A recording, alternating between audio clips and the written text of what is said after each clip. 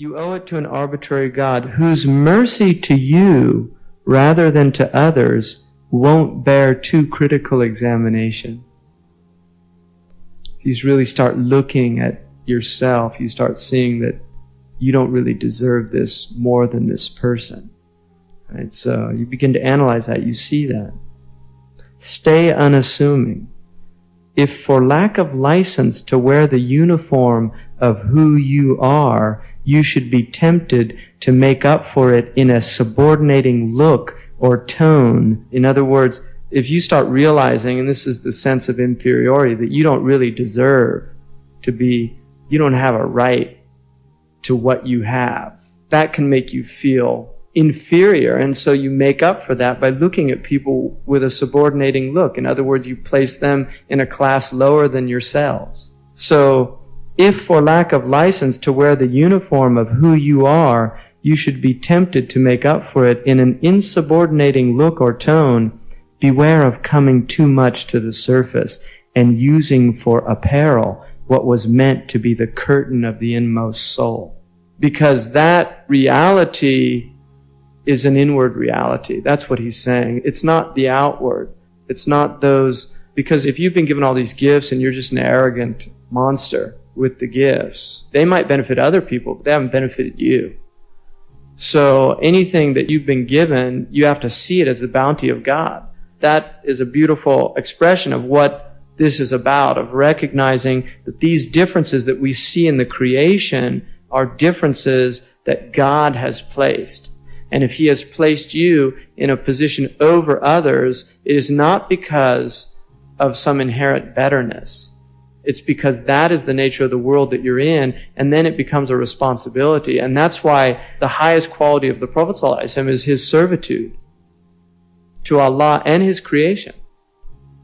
Because he was a servant before anything. If you look, his entire life was in service to others. I mean, even before he was given the revelation, he was a trustworthy merchant in the service of another. And in the service of a woman, which for many Arabs would have been seen as humiliating. Whereas the Prophet ﷺ didn't have that same view of the world that a lot of people have. He didn't see things the way other people saw it. That if something's honorable, it's honorable, and it doesn't matter what it might appear to others. Now, one of the things that's brought out, which is really important, is it may happen that you will hate a thing which is good for you. And it may happen that you love a thing.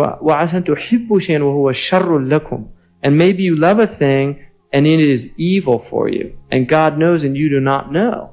God knows and you do not know. If you're given something that somebody else was given, it might destroy you. So you want something, people want to win the lottery. There's all these people that have won the lottery and it's ruined their lives. Completely destroyed their lives. They ended up losing all their friends, they got divorces, and this is the reality of the world. Is you don't know what is good for you and what is not good for you. And that's why you don't ask for specific things in Islam. The sunnah is not to ask for specific things, because you don't know if it's good for you or not. And Tha'laba is a great example of that. The man who came to the Prophet ﷺ, he said, make prayer that God gives me wealth. And he said, no. And he kept coming back to him and he said, Ya Rasulullah, please make dua that I get some wealth and I promise I'll use it for good and this and that. And the Prophet wouldn't do it, but he kept, it's called ilhah. The man didn't get the message, and the Prophet, out of his generosity, he won't turn away somebody who questions him, who asks for something. So he made a dua, and this man who used to always be in the front of the prayer line, he suddenly started getting all this wealth, animal, livestock, and he would get further and further away from the mosque because he'd have to go out and graze his animals, and he'd end up not praying in the community. And then when the time came for zakat, he was asked to give zakat, and he said, well, this is like jizya. And so it actually had a terrible effect on him. And that's what the Prophet ﷺ knew, but he became a lesson for others. I mean, that's why I'm even mentioning him today as a lesson. He became a lesson for the rest of the believers. So you don't know what is good for you. Now, one of the things is that good comes to us through the qadr. One of the things that is measured out is the degree of freedom, that Allah created everything and guided it to its purpose. And because the human being was created by Allah subhanahu wa ta'ala, the human being has a purpose. And he was guided, and she was guided to that purpose, which is servitude.